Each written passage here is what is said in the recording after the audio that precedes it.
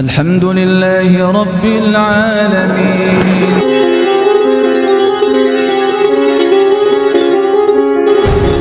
Nah, kalau tidak beradab, ini bertanya, ya Rasulullah, ngopo kok nangis?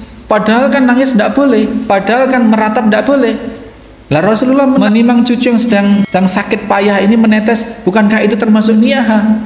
Nah, ini pertanyaan yang tidak beradab.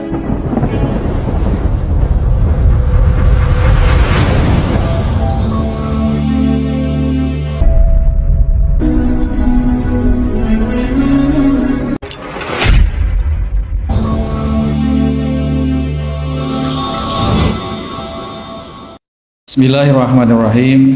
Assalamualaikum warahmatullahi wabarakatuh. Innal hamdalillah nahmaduhu wa nasta'inuhu wa nastaghfiruh wa na'udzu billahi min shururi anfusina wa min sayyiati a'malina. May yahdihillahu fala mudhillalah wa may yudlil fala hadiyalah. Asyhadu an la ilaha illallah wahdahu la syarikalah. Asyhadu anna Muhammadan abduhu wa rasuluhu la nabiyya ba'dah. Allahumma salli wa sallim wa barik ala Muhammadin wa ala alihi wa sahbihi wa mawalah. Hadirin hadirat bapak-bapak, ibu-ibu jamaah Masjid Al-Muslimun Curah Jeru Panji Situbondo rahimani wa rahimakumullah. Kita sudah memasuki hadis yang ke-29 kali ini. Kepada sahabat-sahabat utama itu ternyata Nabi sedang bermuwajahah, sedang rapat atau sedang apa, sehingga tidak langsung memenuhi permintaan putrinya tadi. Bersama mereka beliau datang, radhiyallahu anhum. Beliau datang kepada anaknya cucunya yang sedang sakit tadi itu.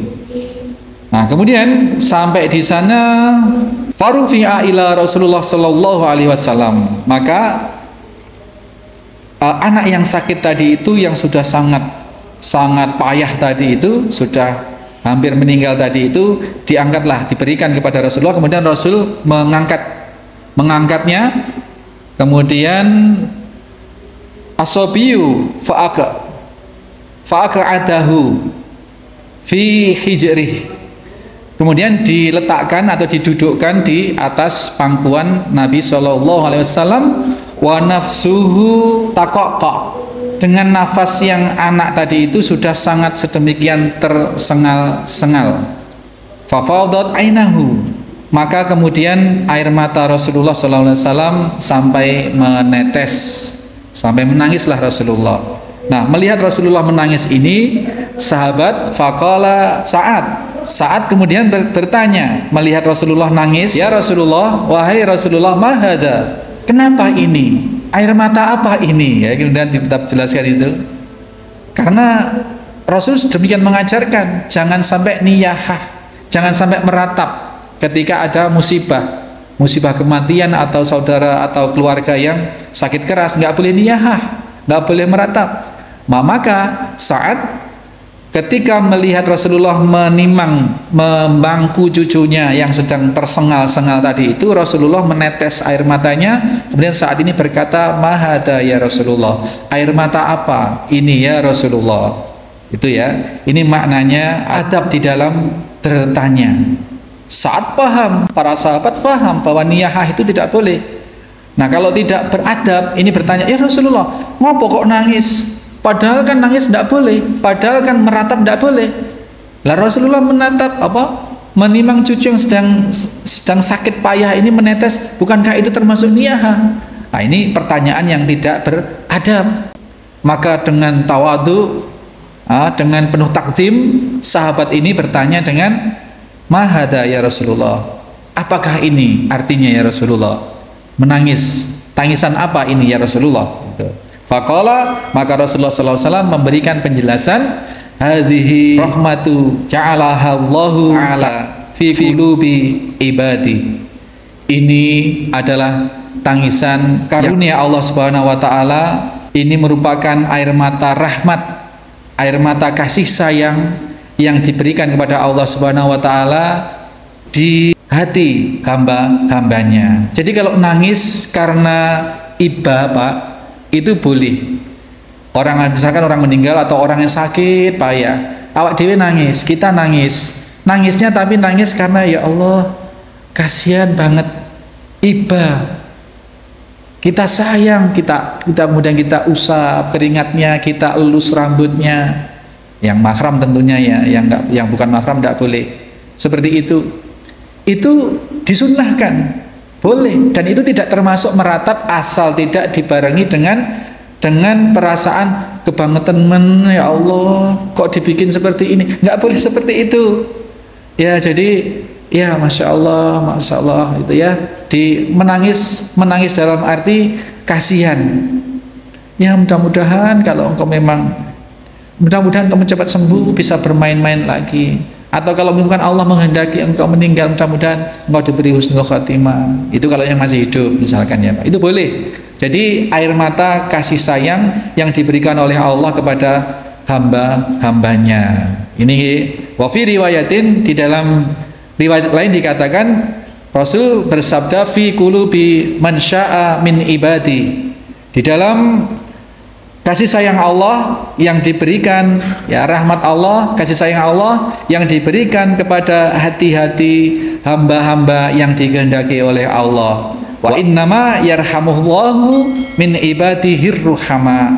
Diberikanlah kasih sayang itu kepada hamba-hambanya untuk memberikan kasih sayang kepada sesama. Perintahnya kemudian irhamu alal ardi yarhamkum man fis sama.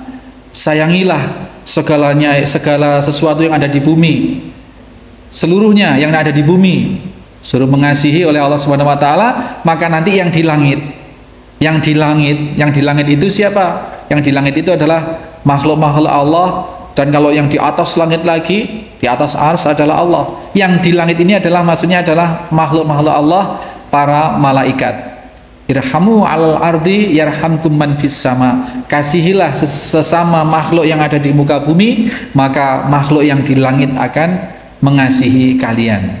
Nah, ini beberapa pembelajaran yang bisa kita petik dari adegan di mana Usamah bin Zaid bin Harisah ini menceritakan bagaimana putri Nabi SAW sedemikian mengharap. Nah, jika undangan itu tidak dipenuhi, seseorang boleh Pak mengundang berkali-kali, tidak patah semangat ya, mengharapkan kedatangan seseorang untuk membesuk, misalnya membesuk ini dalam konteks membesuk, tidak datang, ditelepon lagi ya dengan alasan yang lebih mantap misalkan, itu boleh berkali-kali dan tidak dosa itu. Kemudian jika mengundang orang, ini Pak yang penting lagi, ini pelajaran yang bisa kita ambil di sini.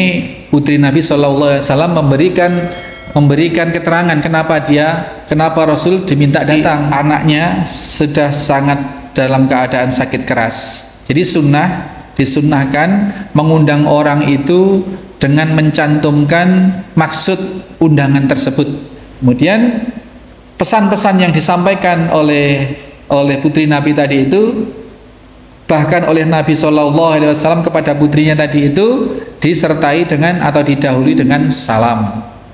Nah, ini kesunahan kita, kesunahan bukan wajib, kesunahan kita dikala mengawali satu pembicaraan atau dikala mengawali satu pertemuan dengan orang itu, kalimat pertama yang diucapkan adalah salam. Dalam konteks kita membuka interaksi kepada orang. Dalam konteks kita mengawali semua kebaikan adalah kita mengucap basmalah. Maka kalau jenengan misalkan peka melihat saya misalkan atau melihat pengajian-pengajian itu, sebelum salam biasanya ada bismillah. Bismillahnya itu kadang jahar, kadang ya tersembunyi. Ya, bismillahirrahmanirrahim, assalamualaikum, seperti itu. Nah, itu dalam dua konteks. Konteks bismillah adalah konteks mengawali kebaikan. Nah, itu barang siapa yang melakukan kebaikan, setiap kebaikan yang tidak diawali dengan bismillah, maka perbuatan itu akan sia-sia, akan tidak bermakna. Ini Pak ya, jadi salam ini ajarannya atau pelajarannya kita disunnahkan untuk membuka koneksi komunikasi itu dengan pihak-pihak itu dengan salam, Kemudian membesuk orang yang status sosialnya lebih rendah. Dalam hal ini adalah Nabi, seorang yang agung, membesuk seorang cucu. Ya, bagaimanapun status Rasulullah adalah status tertinggi, apalagi Nabi ini adalah Nabi Muhammad ini adalah Khatamul Anbiya, maka disunnahkan atau membesuk orang yang status sosialnya lebih rendah itu lebih utama. Artinya di situ akan terjamin keikhlasan kita. Kalau membesuk atasan, pimpinan, kolega itu sudah biasa, membawa parcel dan lain sebagainya, ini bisa-bisa terkontaminasi oleh pamrih-pamrih. Nah, ini status sosial yang lebih rendah itu lebih utama atau lebih wajib atau lebih harus kita utamakan.